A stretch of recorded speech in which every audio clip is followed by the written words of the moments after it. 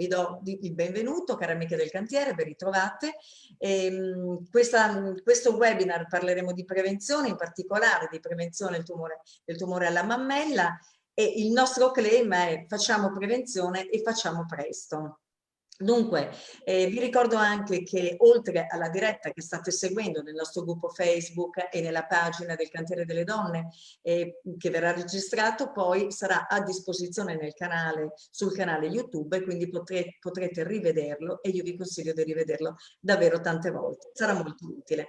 Dunque, ottobre in rosa è il mese dedicato appunto alla prevenzione del tumore alla mammella. In Italia ogni anno molte donne si ammalano e sono colpite da questa patologia.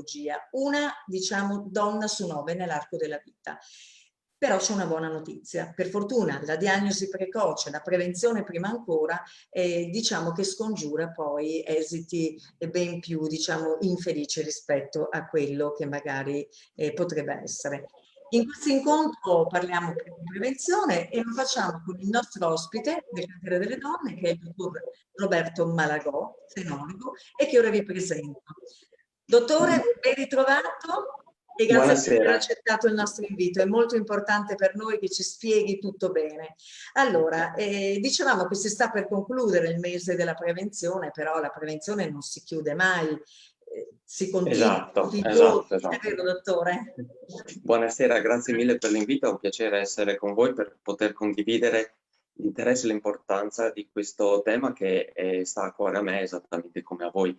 La prevenzione, come abbiamo detto, non è secondo me un insieme di input che dà il medico al paziente per evitare una determinata cosa, ma è uno stile di vita, corrisponde al volersi bene fondamentalmente. Quindi ecco, io vedo la prevenzione come una cosa che deve essere fatta quotidianamente. Allora, dicevamo in apertura che in Italia ogni anno molte donne sono colpite da questa patologia. Lascio a lei i numeri cattivi, però poi parliamo anche dei numeri buoni, cioè, ovvero parliamo dell'incidenza, ma anche della guarigione. Si può parlare? Questo magari ce lo spieghi più tardi, sì. Allora, esattamente, diciamo che il tumore della mammella è chiaramente un problema serio. L'incidenza, tra l'altro, sta aumentando di anno in anno, quindi nei paesi industrializzati si ha un incremento dell'incidenza dello 0,43%. E sembra un numero piccolo, però chiaramente su una popolazione numerosa come quella italiana sono grossi numeri.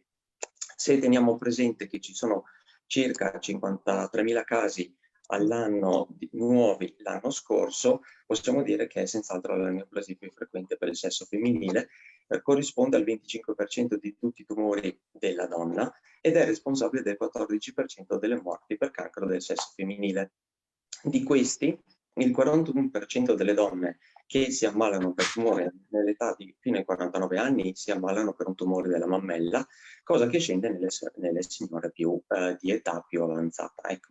Mediamente possiamo dire che una su 9 ha una probabilità di ammalarsi di questa malattia durante la sua vita, che ha una stima di rischio di circa il 13%, però chiaramente la dobbiamo dividere a seconda dell'età, che all'avanzare dell'età questo rischio va ad aumentare del 2,5% fino ai 49 anni, del 5,2% per le signore tra i 50 e i 69 anni e recende al 4,4% in età superiore. Però accanto a questi dati, tra virgolette, cattivi, possiamo ammettere dati positivi. La sopravvivenza totale delle donne è arrivata all'87%, che se confrontato con i parametri europei, che sono dell'82-83%, diciamo che ci rende fieri di avere un sistema sanitario che funziona così correttamente. Inoltre, la mortalità a 5 anni è crollata del 40% negli ultimi 20 anni. Se inoltre andiamo più nel dettaglio e andiamo a dividere per stadi la malattia, un tumore allo stadio 0 ha una sopravvivenza a 5 anni del 98%, cioè un tumore sotto i 2 centimetri del carcinoma in situ, invece un tumore in stadio 1 o stadio 2 ha una sopravvivenza globale di circa il 75%, che sono numeri che fanno senz'altro ben sperare. Sì, dottore, lei in effetti ci ha dato delle buone notizie. Cioè, possiamo affermare che ci si ammala di più, perché in effetti i casi possiamo dire che aumentano, ma si guarisce anche di più. O quantomeno possiamo parlare di gestione della malattia, di controllo? Allora, la malattia sta chiaramente l'incidenza aumentata e con questo si è cercato di andare a capire quali sono i fattori di rischio. Le cose che si chiedono tutti fondamentalmente sono perché ci si ammala con un'età più giovane, perché ci sono sempre più casi, perché proprio in Italia o nei paesi industrializzati e non ad esempio in Africa, dove abbiamo numeri che non sono assolutamente paragonabili ai nostri. Allora bisogna andare a cercare, oltre i classici fattori di rischio che sono la familiarità, che sono l'utilizzo di terapie estroprogestiniche, le stimolazioni ormonali e così via, e quindi bisogna andare a vedere quei fattori di rischio che sono trasversali, che sono caratteristici appunto dello stile di vita tipico dei paesi industrializzati, quindi la vita sedentaria, la dieta ipercalorica, l'utilizzo di alcol, il fumo, l'industrializzazione, quindi l'inquinamento, che costituiscono tutta una serie di fattori di rischio che vanno a creare quel substrato e rendono quindi la paziente più suscettibile di tumore al seno. Dottore, mi ha incuriosito una sua affermazione, un fattore di rischio è la vita sedentaria, la sedentarietà. Mi Il spiega la movimento, spiegazione? senz'altro il movimento va ad aiutare il metabolismo globale. La sedentarietà favorisce l'accumulo di tessuto adiposo, quindi di grassi che non vengono chiaramente bruciati, va di pari passo con il sovrappeso. Quindi la vita sedentaria accanto alla all'introito calorico eccessivo, soprattutto nelle persone, nelle signore in menopausa, è un fattore di rischio che può aumentare con una percentuale 4-5% il rischio di ammalarsi per tumore al seno. Ecco, perché la sedentarietà, quindi la mancanza di movimento, la associamo spesso più ai problemi vascolari, problemi no, di Sì, questo è tipo. vero, però effettivamente se uno Ah, va a vedere le ricerche, è stato pubblicato proprio dal gruppo senologico sì. italiano, tutti questi fattori di rischio trasversali che uno dice sì, però il fumo incide su tantissime altre cause. È vero, tant'è vero che prima non si collegava il fumo a rischio di tumore della mammella. Dopo si è scoperto che gli idrocarburi creano, tramite le loro aromatasi, inducono la cancerogenesi anche nelle cellule della mammella, e questo quindi viene addotto anche come uno dei cosiddetti nuovi fattori di rischio, esattamente come l'alcol e così via. Ecco, insomma. Ecco, noi Sì. abbiamo anticipato un pochino alcune domande che magari avremmo fatto dopo, però magari ci torniamo. Ecco. Dopo i numeri e quindi le statistiche che lei ci ha dato molto puntuali e precise, da lei vogliamo conoscenza, dottore, informazioni. Le cose da sapere per non perdere tempo, perché noi lo diciamo, prevenzione, facciamo presto. Allora, partiamo senza, non ci dobbiamo allarmare, ma insomma anche un po' conoscere i sintomi, ascoltarsi, ma senza confonderci troppo, no? Non stare lì Sì, sempre sì. ad avere... Dottore, che cosa ci consiglia? Ecco. Allora, beh, senz'altro le visite dipende un pochettino dall'età con cui ci si approccia al problema. L'autopalpazione è senz'altro il metodo migliore per andare a familiarizzare con il problema e a verificare che tutto quanto vada bene. Normalmente questo dovrebbe essere spiegato dal senologo le prime volte che uno si approccia a un esame senologico, però esiste anche lo screening e esistono anche dei controlli ambulatoriali dove effettivamente conviene sempre andare a spiegare l'autopalpazione. Sappiamo che eh, tante pazienti dicono che io non ho male e quindi fondamentalmente dovrei stare bene. Questo è sbagliato nel 95-97% dei casi, perché sappiamo benissimo che il tumore della mammella è silente. Quando una paziente ha dolore della mammella, solamente nel 5% dei casi ha effettivamente un problema serio alla mammella, mentre nella gran parte dei casi è una condizione indotta da una situazione ormonale di squilibrio, oppure ad esempio una cisti che ha creato uno scompenso nel tessuto ghiandolare circostante. E sapendo che appunto è un tumore silente, l'unica maniera per trovarlo è o approcciarsi agli ambulatori senologici o l'autopalpazione. Sarebbe meglio, la cosa che consiglio sempre, fare entrambi, quindi venire periodicamente dal senologo a farsi visitare e contestualmente, mensilmente, visitarsi tramite la autopalpazione, che di solito spiego tranquillamente durante le mie visite, come tutte le mie pazienti sanno. Qui adesso le devo chiedere due cose. Allora, quando lei dice controlli periodici, che cosa intende? Perché immagino che dobbiamo anche dividere le fasce a rischio, che possono essere anche ragazze molto giovani con una familiarità purtroppo non felice da quel punto di vista, no? E poi l'altra domanda che le farò, gliela faccio dopo, intanto rispondiamo a questa. Allora, guardi, direi che prendiamo la ginecologia, che è la nostra controfigura nell'ambito dell'intimità della donna. Se uno va dal ginecologo attorno ai 18 anni mediamente per fare le prime visite, non vedo perché non devo andare dal senologo attorno ai 30 anni, dove inizia l'età di donna matura. Questo viene a creare una trade union tra il senologo e la paziente con una determinata cadenza che viene descritta come un controllo con cadenza annuale.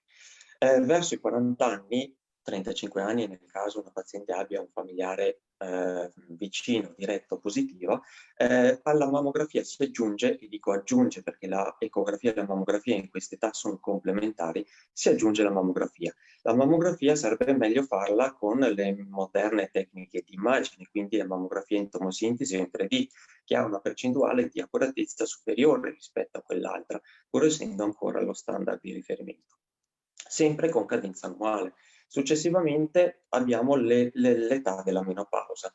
Con la menopausa l'assetto ormonale della paziente va a cambiare, le ovaie si vanno a ridurre in attività, non sostengono più il ciclo mestruale e quindi tutto quanto va un pochettino a scemare. Quindi l'eventuale stimolo alla progressione di un eventuale tumore è meno importante in quest'età e quindi il controllo viene consigliato, sempre che non ci siano fattori di rischio, biennale. Io dico sempre 1 anno e mezzo, massimo 2, in maniera tale da evitare che la paziente si scordi oppure abbia tempi di attesa troppo lunghi per accedere alla visita. E questo sempre, anche perché lo screening indica che si fa fino a 70 anni, ma non è che dopo i 70 anni uno non si ammala più. Chiaramente dopo i 70 anni decade l'offerta del Servizio Sanitario Nazionale tramite questa modalità, ma la paziente deve continuare a pensare per i fatti suoi a rivolgersi all'ambulatorio senologico. Ecco, dottore, lei ha toccato appunto i 70 anni, quindi un'età un pochino più avanzata rispetto a quello. Adesso siamo abituati a sentir dire che si è abbassata purtroppo l'età delle persone che vengono, delle donne che sono colpite dal tumore alla mammella. Ad esempio, nella sua casistica, parliamo proprio con lei. La paziente più giovane che dove ha riscontrato un tumore è quella più, diciamo, anziana, un pochino più avanti con l'età. Allora, per quest'anno la paziente più giovane ha 23 anni. 23 anni più giovane. 23 anni, esatto. La paziente più anziana ne ha 87, quindi sono proprio ai limiti dei due range. Sono entrambe, stanno combattendo contro il loro problema come delle leonesse e sono sicuro che ce la faranno. Diciamo che effettivamente delle donne di 23 anni, di 25 anni che hanno un tumore al seno sono esattamente relativamente infrequenti come quelle di più di 80 anni, ottantenni, novantenni e così via. Anche se, sì, esatto, sono proprio gli estremi. Chiaramente nella curva gaussiana sono le due code. Dottore, mi viene una domanda. La ragazza così giovane di 23 anni ha una familiarità? No. Quindi cause? Tra l'altro metà delle pazienti a cui facciamo la diagnosi non ha fattori di rischio. Un'altra cosa che rende molto perplessi, no? I fattori di rischio si parla sempre di tutte queste cose, familiarità, però sappiamo che tantissime pazienti non hanno fattori di rischio e comunque affrontano lo stesso il problema. Quindi bisogna fare perché è venuta da lei questa paziente così giovane? Che in genere ha nodulo. 23 anni? Allora, questa paziente era convinta di avere una cisti e quindi era un nodulo autopalpato. Quindi con l'autopalpazione ci è arrivata? Allora aveva aspettato un pochettino perché credeva che passasse e credeva di aver sentito male. Invece senz'altro non aveva sentito Ecco, noi male. non stiamo chiaramente entrando in dati sensibili perché non c'è Certo, ma non c'è nessun problema. riferimento, però lei è molto importante quello che ci sta dicendo, ci sta dando dei riferimenti importanti, fondamentali direi, proprio per la sensibilizzazione. Ecco, anche alle ragazze giovani, per fortuna è molto poco frequente, ma non Sì, dormiamoci su. Ecco, io lo sì, dico in sì, parole molto, molto sì, semplici. Vada pure è avanti, vero, è scusi, vero. l'ho interrotta. Tra l'altro alle pazienti che vedo spesso vengono con le figlie, quindi io sono molto contento se le pazienti entrano con i familiari, perché così le informazioni della palpazione che corrisponde alla visita che faccio vengono trasferite anche alla ragazza. Tant'è vero che una ragazza di 18-19 anni non vedo perché non debba fare l'autopalpazione. Ah. Giusto? È abbastanza condivisibile, no? Certo, e anche qui poi la domanda così un po' curiosa è l'autopalpazione in chi ha un seno abbondante, diciamo può essere poco attendibile rispetto a chi magari ha un seno più, diciamo, più Eh, piccolo. diciamo che l'autopalpazione, bisogna spiegare alla paziente come farla e che cosa cercare, perché spesso Mhm. si chiede alla paziente, ma tu ti fai l'autopalpazione? Sì, certo, mi visito, ok, però spesso la paziente non ha bene cognizione di causa di come debba essere fatta proprio l'autopalpazione e quindi si va a creare questa cosiddetta informazione aggiuntiva che do in maniera tale che in ogni fase dell'autopalpazione la paziente sappia che cosa deve cercare. Sì. Perché altrimenti se la paziente se la fa ma non sa che cosa cercare, non abbiamo risolto il problema della signora. Sì, adesso mi rendo conto che in questo webinar si fa fatica a spiegare un po' come fare l'autopalpazione, però quello che noi, il messaggio che vogliamo mandare è che c'è il modo, il proprio Sì, medico, senologo, in questo caso certo, lo può spiegare e quindi no, sì. è già una piccola formazione che si fa ecco, per la nostra salute. Senta dottore, velocemente perché l'aveva già detto, ma la visita, diciamo, l'esame, l'indagine, in che cosa consiste? La Allora, mammografia, non è su il, 20 volte? il colloquio normale che faccio con la paziente è la raccolta di anamnesi, quindi la raccolta delle informazioni che mi servono a inquadrare la paziente. Per lo più adesso ho pazienti storiche che quindi continuano a venire da me, però si ripete ogni anno tutta la condizione in maniera tale da verificare se ci sono nuovi fattori di rischio. Sono quelli della familiarità, l'utilizzo di contraccezione, terapie ormonali, patologie concomitanti, ovariche, l'irregolarità dei cicli, il menarca precoce, la menopausa tardiva, quindi una stimolazione della mammella prolungata ai cicli mestruali, tutte cose che normalmente registro, così come anche patologie che c'entrano meno con il tumore, ma che mi aiutano a leggere meglio un'eventuale mammografia, come ad esempio la mastite. La paziente, se ha avuto la mastite, può avere benissimo una cicatrice, una distorsione dell'architettura, quindi questo mi aiuta tantissimo ad avere quelle cose. Inoltre, avendo tutte queste informazioni, riesco già a inquadrare bene la paziente. Successivamente si fa la visita, dove contestualmente viene mostrata l'autopalpazione, poi a seconda dell'età, se sopra i 40 anni si fa la mammografia con tomosintesi prevalentemente e si accompagna l'ecografia quando la mammella è densa. Quindi le due metodiche sono complementari, quindi quello che cerco con la mammografia si viene ad accompagnare con quello che cerco e trovo con l'ecografia. E dopo in tutte le fasi al paziente si comunica sempre come è andata quella fase, in maniera tale che si crei una riduzione della preoccupazione della Sì, paziente.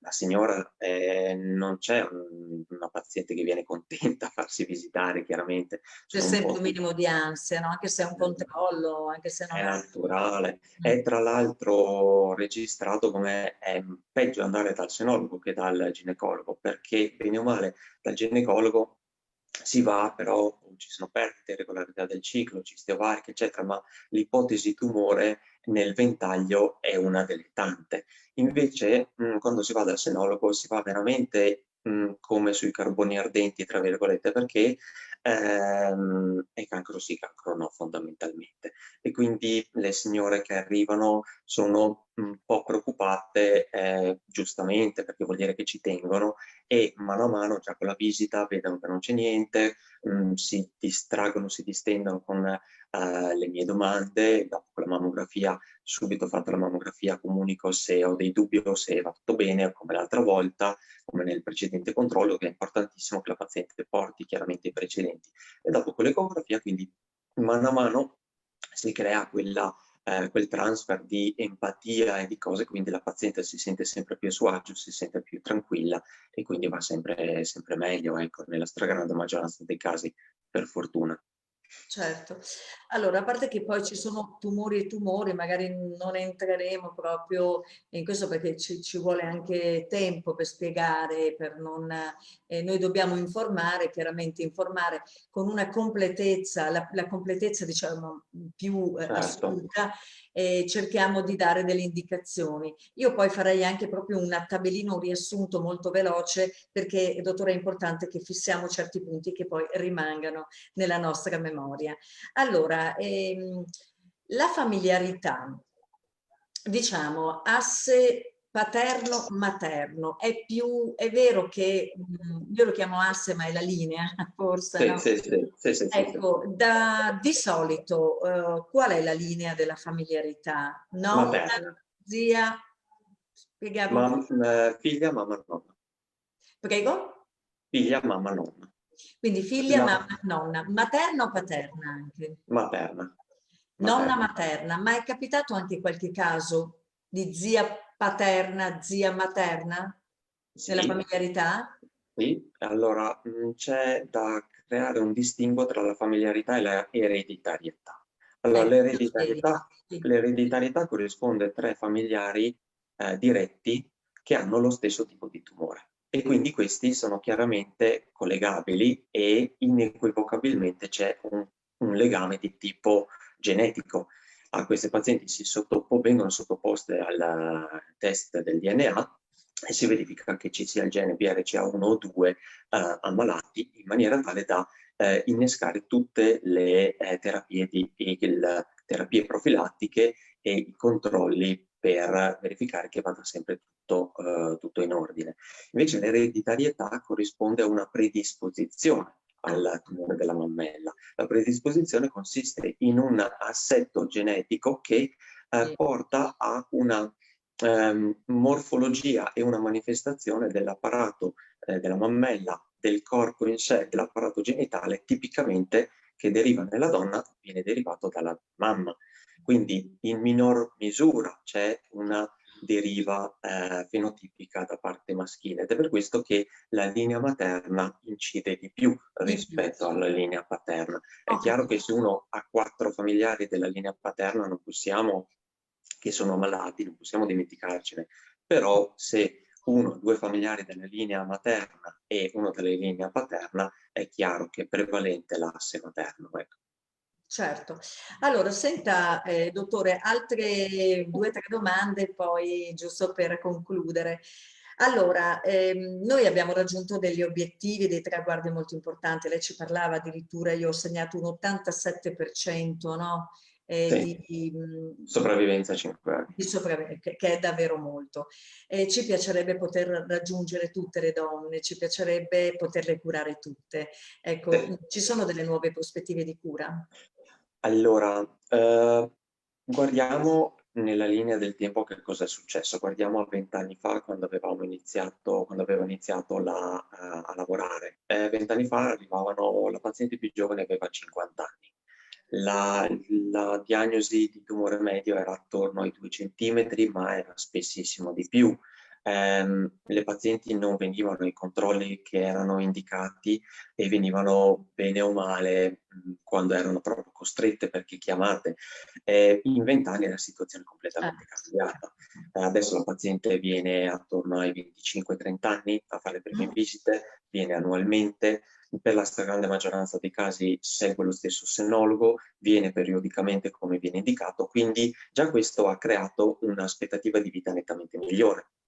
Le Sì, terapie oncologiche e chirurgiche una volta erano, quelle chirurgiche erano demolitive per lo più perché il nodulo era più grosso. Adesso ci sono terapie conservative, ci sono delle ricostruzioni che prima non c'erano. L'apporto del chirurgo plastico accanto al chirurgo senologo è pressoché costante nelle demolizioni. La chemioterapia una volta era travasata da altri tipi di tumore, quindi non era dedicata alla mammella, adesso ci sono nuove terapie, quindi già questo rispetto a tanti anni fa ha creato un gap enorme. Le nuove terapie, quelle più recenti, sono la IORT, la radioterapia intraoperatoria, permette di... Scusi, prego, può ripetere, dottore La? La IORT, Ok, radioterapia intraoperatoria, no? ok. Permette di sterilizzare il campo operatorio Sì. direttamente durante l'intervento. In particolari condizioni, non viene dedicato a tutti, però è chiaramente un aiuto in più, sia dal punto di vista di sopravvivenza che di terapia che di risultato estetico. Le chemioterapie nuove con i farmaci cosiddetti biologici che sono derivati da manipolazione del DNA aiutano e sono delle nuove aperture. Si va verso la chemioterapia molecolare cosiddetta.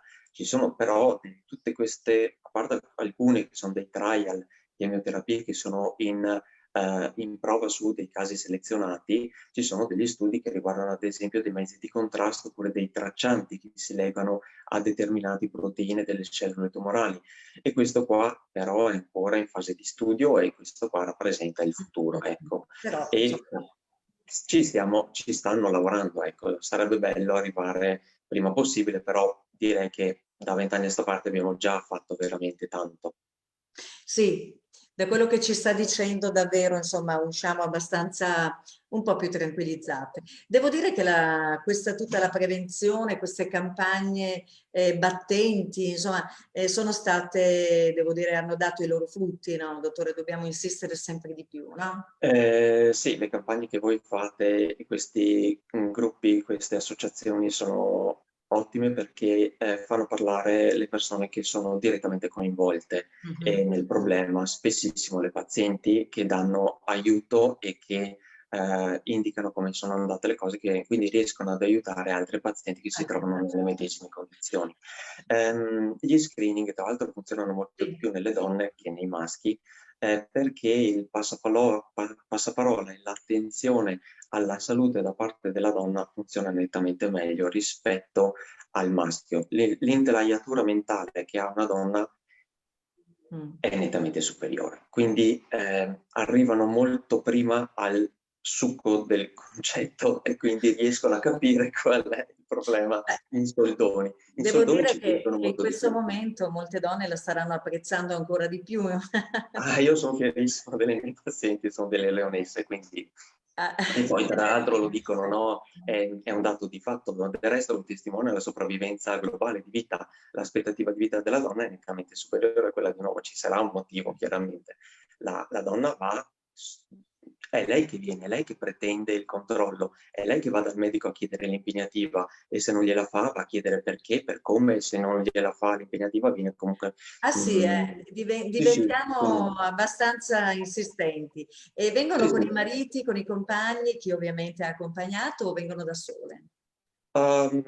Indifferente, vengono spesso coi compagni, coi mariti, con familiari, mamma, la zia, la sorella, la figlia, tutti ben accetti nell'ambulatorio, chiaramente, perché è una cosa che secondo me non c'è niente da nascondere, è una cosa che fa parte, è meglio avere conoscenze in più, meglio trasferire delle informazioni e a me piace anche imparare dalle pazienti, perché ogni paziente porta una sua esperienza, porta un suo giudizio, porta un suo aneddoto e queste cose qua vanno ad arricchire me stesso. Quindi io veramente mi sento fortunato di lavorare con le donne perché tutte entrano in ambulatorio e portano a me una loro esperienza, mi trasferiscono delle loro cose.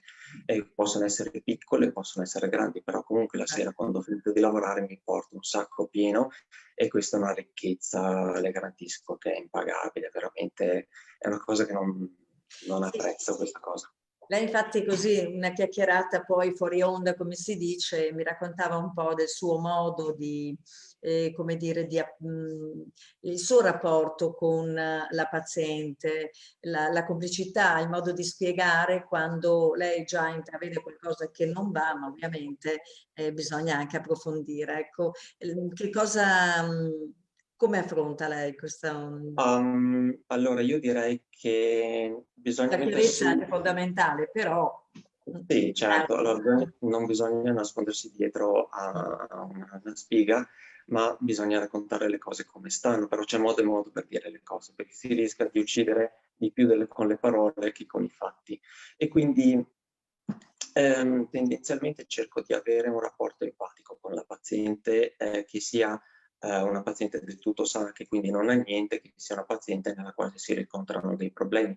Questo aiuta ad aprirsi, aiuta a far sì che la paziente ti dica delle cose che altrimenti terrebbe chiaramente per sé, e tolgo i muri già dandoci del tu, perché è una cosa molto più facile, ove risulta possibile, quindi si crea già quel, non dico feeling, però rapporto di empatia nella quale ci si sente un pochettino a proprio agio, si toglie la scrivania di mezzo, la visita viene fatta a lettino, in Che sono piedi, dei quindi muri, sì. sono questi muri che creano delle distanze, ma non servono delle distanze, anzi in pensionologia, in tutte delle cose che sono chiaramente intime, è la paziente che si apre. Se tu vai a fare i muri, cioè, chiaramente non aiuti nessuno e ostacolerei me stesso nel cercare di capire delle cose che la paziente altrimenti non mi direbbe. E, e dopo, mano a mano, si va a dire che c'è un dubbio, che c'è qualche cosa che non va, e dopo si verifica. È sempre meglio essere sinceri e onesti con il paziente. Se io ho un dubbio è meglio condividerlo, perché la condivisione aiuta tanto al paziente a capire le difficoltà che abbiamo nella lettura dell'esame, le difficoltà nella percezione. Noi guardiamo, quando io ho un dubbio, la paziente e io guardiamo insieme al monitor le immagini, quindi le spiego come funziona, come va letta l'esame, quello Certo. che è il dubbio, quello che sarebbe un negativo, quello che è un positivo. E, si fa il colloquio per dire, anche quando ad esempio si tratta di avere un nodulo che è positivo, che è un tumore, la paziente Sì. viene a colloquio, ma vengono tutte al colloquio, che abbiano niente, che abbiano qualcosa, le chiamo tutte quante. Discutiamo che non c'è niente e andiamo avanti, c'è qualche cosa, però sì, un tumore, però ha un grading 2, quindi è poco maligno, ha un indice di replicazione basso, un Ki67 basso, Un quindi va... pochino, dobbiamo tradurre, dottore, un pochino. Quando uno dice che la paziente ha un carcinoma della mammella, Sì. è chiaramente una tegola, perché è una cosa che nessuno si vuole sentire dire, però nell'ambito dello stesso tipo di tumore c'è l'anatomia patologica, e il collega dell'anatomia patologica va a darmi tutta una serie di informazioni che io gli ho chiesto, quindi il grading, quindi l'indice di malignità. All'interno di uno stesso tipo di tumore c'è il meno maligno e il più aggressivo, quello che in 3 mesi Sì. duplica le dimensioni, quello no, se va da G1 a G5, quello che è un Ki67 è un altro indice di replicazione, quante cellule si stanno replicando in questo momento, e quindi aumenteranno quindi la fase di aumento dimensionale del tumore. Ci sono dei recettori per il progesterone e degli estrogeni, tutte cose che devono essere chieste e che mi servono a me per spiegare alla paziente quanto cattivo è il tumore. E quindi spesso, dando la brutta notizia del tumore, c'è la Sì. meno brutta notizia che non è così avversivo, che ci sono dei recettori e quindi la terapia ormonale è possibile. Si contatta immediatamente il chirurgo, o telefonicamente su tutta stante, oppure gli do già il contatto telefonico. Alla paziente non bisogna dargli il cerino in mano, ma bisogna dargli un ombrello, in maniera tale che abbia una valvola di sfogo. Le Sì. pazienti si sentono chiaramente catapultate e scioccate di questa informazione qua, e Ecco, quindi bisogna bisogna fare dargli presto, nel un'attenzione. senso che se dai l'idea che di fare presto, magari uno può anche pensare di avere qualcosa, di un tumore di quelli veramente cattivi, però è anche vero che se si accelerano un po' come dire, le indagini, cioè quindi gli esami diagnostici, c'è anche meno ansia perché si arriva subito un po', no? Quindi Sì, è importante, credo, fare abbastanza in fretta, anche se a volte si può non fare così in fretta, no? è Allora, vero. Dottore, andiamo con i consigli perché siamo in chiusura. Il primo consiglio che lei darebbe da una donna, perché poi... Allora, seguire le indicazioni che diamo, che sono basate su quelle della comunità scientifica. Adesso si sa che i controlli devono essere periodici, quindi Ok. fare un controllo ogni tanto è come Abbiamo non detto fare una un... volta all'anno, laddove l'età è un po' più avanzata, 2 anni. Se ci sono dei Esatto. casi con familiarità, oppure se già ha avuto un problema, facciamo anche 6 mesi, dottore? A No. 6 mesi è un'indicazione che diamo, che dà proprio su specifici casi. Ok, 6 mesi Ok, si rischia, a parte che la mammografia ogni 6 mesi non va fatta a meno che in casi selezionati, certo. ma se no, se uno vuole aggiungere un'ecografia, male non fa, ma di solito 6 mesi rischia di creare le ansie, esattamente come l'autopalpazione quotidiana, non aiuta granché. E un altro consiglio è quello di non nascondere la testa nella sabbia. C'è un problema? Sentiamo Ci siamo. qualcosa? Mm. C'è un problema? Visitati, hai un problema? Chiama. Tutte le pazienti hanno il mio numero, tutte mi chiamano, rispondo tutti i giorni, nessun problema. È chiaro che non posso rispondere seduta stante perché stiamo lavorando, stiamo facendo altre cose, Però però lei c'è sì, sempre poi chiaro, per i suoi pazienti. un Quindi aiuto deve esserci. Ecco. l'autopalpazione anche per capire già, insomma, e se c'è un piccolo dubbio, sento qualcosa, io vado dal mio senologo. Per È quanto meglio avere riguarda un gli dubbio. stili di vita, la prevenzione, fattori di rischio, eccetera, allora dobbiamo mangiare bene, dottore, per fare prevenzione? Lo Mangiare stile di vita, sano? lo stile di vita sano è chiaramente una cosa Per tutti. positiva per tutti e su tutto, e quindi l'utilizzo di una dieta mediterranea rispetto a quelle Sì. ipercaloriche, una povera di carne o di grassi, ricca di vegetali, ci sono addirittura determinati cibi che aiutano o ostacolano la carcinogenesi. Aiuta Quali? tutto qua. Mi dica uno, dottore. Ce ne Beh, dica ad uno. esempio, i broccoli potrebbero Mm. aiutare delle cose. Sì, ci sono degli studi che stanno cercando, però sono delle cose che dopo uno non si può fare di ogni erba un fascio. Un po', ci sono delle pazienti che mi dicono: io mangiavo sempre vegetale, mi sono ammalato lo stesso. Non è che Certo, però insomma non abbiamo risolto, non abbiamo sono dei risolto il problema. consigli perché ci sono Sì. stati degli studi che hanno provato scientificamente Hanno che trovato che c'è sì, un aiuto in determinati tipi di vegetali, ma non è che mangiando solo quei vegetali non mi ammalerò mai, ecco, quindi queste informazioni sono delle informazioni che vanno prese in maniera matura, anche tutte queste cose qua bisogna affrontarle, la fatalità dell'ammalarsi deve essere una fatalità e non deve essere una cosa che bene o male uno va a cercare con uno stile di vita mm. inadeguato, con delle cose che stimolazioni, iperstimolazioni ormonali che possono promuovere o portare a dei problemi, ecco. Ok, non dobbiamo fumare. Anche quello si è Poche visto che sigarette, dovrebbe, poche dopo sigarette. sa, queste sono le cose che si dice nella comunità scientifica, dopo bisogna anche mettersi nei panni delle persone, siamo umani, io dico non dovresti fumare, però non è che posso dire Esatto, non poi è devi. ovvio che ognuno fa Dopo quello che non vuole. dovresti prendere la pillola, però cioè, se uno, anche la pillola, ci sono degli studi che dicono che è un fattore di rischio, altri dicono che non lo è chiaro Mhm. che se uno ha un tasso ormonale circolante superiore rispetto a uno che non la prende, è chiaro che può avere dei problemi in più. Va bene. Però se la pillola viene presa come terapia ormonale sostitutiva perché c'è l'endometriosi, è una cura, e la cura non può essere saltata, quindi bisogna anche mettersi nei panni della paziente che fa di tutto. Sì, Poi insomma, tra sono l'altro delle sì, scelte che si devono fare a volte. sì, sì, E cioè, poi bisogna fare un po' di movimento. Questo l'abbiamo scoperto, io almeno l'ho scoperto stasera con lei. Quindi un pochino di movimento, una camminata, una passeggiata, giusto un po' di sì, uno stile di ginnastica. vita sedentario si diceva che era un fattore promovente e quindi si cerca di avere questi fattori tipici dei paesi industrializzati e per le differenze, tutti questi studi hanno cercato di trovare le differenze rispetto ai paesi non industrializzati, quindi bisogna capire perché in Italia ci sono più casi e rispetto ad esempio ad altri paesi che sono non industrializzati come il nostro e quindi hanno trovato questo tipo di differenze, quindi si può ipotizzare che i problemi potrebbero essere lì. Ecco. Allora, dottor Maragò, noi la ringraziamo a nome di tutte le donne che la stanno ascoltando e che l'ascolteranno poi nella nostra registrazione, che ricordo la troverete nel canale YouTube, quindi basta digitare il titolo del nostro webinar, anche il nome del dottore, sicuramente uscirà e quindi la possiamo anche rivedere la puntata.